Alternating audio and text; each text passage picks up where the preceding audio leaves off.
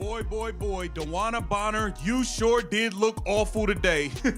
You looked awful today. You looked like a true liability on the floor. Boy. Dana Bonner, you sure did look awful today. You looked awful today. You looked like a true liability on the floor. You're not going to believe this. After Game 3 of the WNBA Finals, the Phoenix Mercury didn't just lose, they imploded. And leading the meltdown was none other than Dana Bonner, who decided to take her frustration out on, you guessed it, Caitlin Clark and Indiana Fever fans. Yep, apparently when your team face plants in front of empty seats, the logical move is to blame the one player who isn't even there. As apparently, according to her, the Fever fans are bullying her. The irony is almost poetic. Bonner's rant came right after the third straight finals game failed to sell out, even though tickets were cheaper than a drive-through meal. That's how low the pinnacle of women's basketball has fallen. This isn't a one-night dip or a random slump. It's a pattern. Every single game has unsold seats. The supposed crown jewel of the league is being hawked like a clearance rack special, and fans are walking right past it.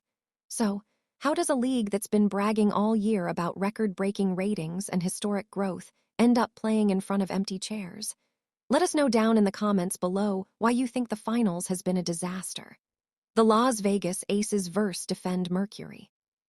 And I'm telling you right now, this is probably going to be one of the lowest-rated WNBA finals in a mighty long time. The WNBA has spent the entire year drowning in its own self-congratulation. Every press release, every ESPN headline, every angle interview has screamed about how the league is booming. But now that the finals are here, that illusion is cracking fast. Ticket sales haven't dipped, they've cratered.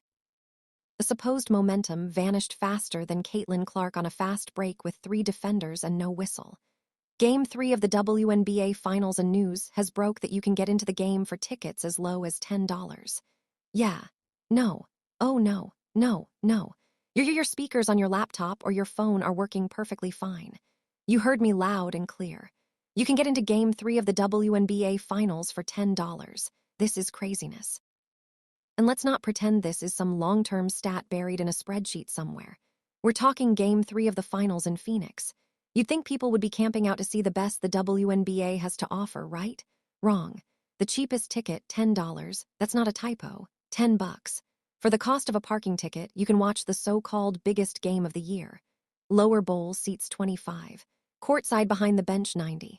Want second row about $130. To put that in perspective, parking for a UFC fight in the same city costs more than a finals ticket. Not to mention, we got none other than Dana Bonner, former Indiana Fever, quit the team herself in the talk and conversation of this WNBA Finals. And more importantly, her significant other Alyssa Thomas has found herself in some hot water as well with not really speaking about the current state of the W now. Here's where it gets hilarious or depressing depending on how much you care. During the Indiana Fever's matchup against the Aces just a week ago, those exact same seats were selling for 5 to 10 times more. Courtside was $2,000 a pop, but now for the finals, you can grab a front row seat for under $500. The section behind the basket, maybe $300, and even that's struggling to fill up. And these aren't resale prices. This is face value. The WNBA itself can't even give away tickets to its own championship. You mean to tell me Caitlin Clark's signature Nike t-shirt costs more than these damn WNBA final tickets? And I'm here to tell you, oh yeah, they do. I mean, 4-time WNBA MVP Asia Wilson can't even get tickets up to $50. Bro, this is bad. I mean, this is beyond bad. This just tells you the state of this damn league. And before anyone tries to say, well, Phoenix fans just don't care. Stop it. This is the same city that sells out everything. Boxing, UFC, NBA, concerts, rodeos, you name it. The problem isn't Arizona. The problem is that nobody cares about this finals matchup. Dana Bonner's Mercury may have clawed their way to the big stage, but outside of hardcore fans, there's zero excitement. The casual audience, the one that Caitlin Clark brought in, checked out the minute she wasn't on the floor. And that's the league's biggest nightmare. When Caitlin Clark isn't involved, nobody tunes in. When she played, tickets vanished in hours. You couldn't even find a resale under $200. Every city she visited looked like a mini Super Bowl. But now, no Caitlin, no crowd. The Clark effect was the entire heartbeat of this league. And the second she wasn't part of the equation, everything flatlined. Now, we know the controversy that led up to this game is pretty much attached to Caitlyn's name. That is, the Las Vegas Aces actually knock it off Caitlin Clark and Indiana Fever. Well, Caitlyn did not play, but we know the referees kind of had a hand in that, we should say, with kind of making sure the Las Vegas Aces was pushed to making it to the finals. This final series is proof of what fans have been saying all year. The WNBA's growth isn't organic. It's borrowed.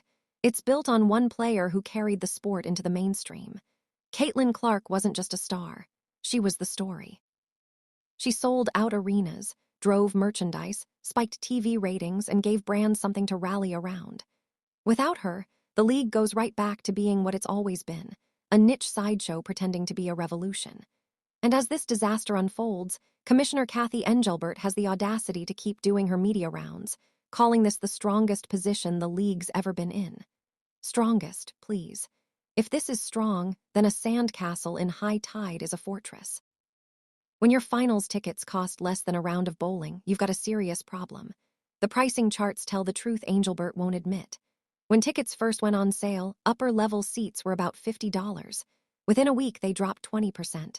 By tip-off, you could sit in the lower bowl for less than $60. That's not growth, that's desperation. You spend more money streaming the game at home than you do going and actually seeing it in person. This is wild. This is wild. $10 is crazy. It's a PR nightmare of epic proportions. You can't spend the season thumping your chest about record growth and then struggle to sell $10 tickets for your championship.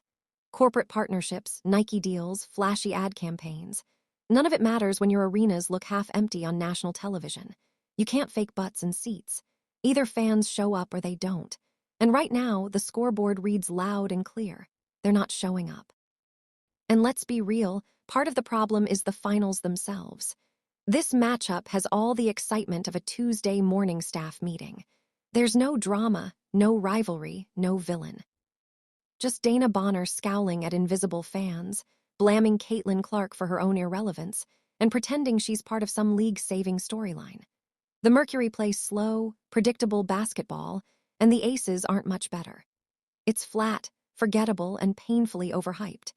It's just the most unwatchable basketball product possible between the two teams left standing. Not to decimate it by injury, Kathy Inber really outdid it herself. Can't imagine why the world is calling for her resignation. Bonner's meltdown after Game 3 made it even worse. Instead of owning up to the embarrassment, she decided to throw a fit, claiming the league had lost real fans because of media obsession with Caitlin Clark. Translation: she's mad that people stopped pretending to care about her team once the Fever went home. It's classic insecurity disguised as righteousness. Bonner's been in the league for over a decade, but she's suddenly blaming Clark for stealing the spotlight, as if success is something to be rationed. The irony, without Clark, she wouldn't even have a finals to complain about. Even players are quietly admitting it now. This finals just doesn't have the spark. The energy, the buzz, the magic that surrounded the Indiana Fever earlier in the season is gone. When Caitlin Clark was on the floor, every game felt like an event. The arenas throbbed with anticipation. Reporters scrambled for quotes. Fans lined up hours before tip-off just to be part of something that felt historic. Now the electricity's been cut. These finals feel like someone forgot to turn the lights back on. Very, very bad. The face of the league. They wanted to be her. And the plan really ain't planning right now, dog. Sure, part of that drop is because Caitlin's not playing right now, but the bigger truth is uglier. This league has no idea how to treat its biggest star. Fans remember everything.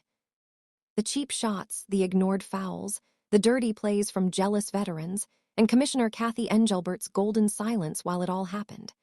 Every time the WNBA failed to protect Clark, a little more trust eroded.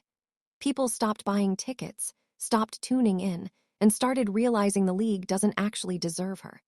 Now that she's sidelined, the numbers are collapsing faster than a house of cards in a hurricane, and the timing could not be worse. The players' union is gearing up for a major fight over salaries, benefits, and a fair share of revenue. They're right to demand better. They work hard and carry the product. But the question is, what leverage do they have when finals tickets cost less than a trip to the gas station? Owners and networks are already sharpening their talking points. If your so-called best year ever can't sell out a finals game, why should we increase pay? It's cruel, but they're not wrong. The league's failure to build sustainable excitement just handed management all the ammunition it needs. Like, this is crazy. This is crazy. So tickets as low as $10. That's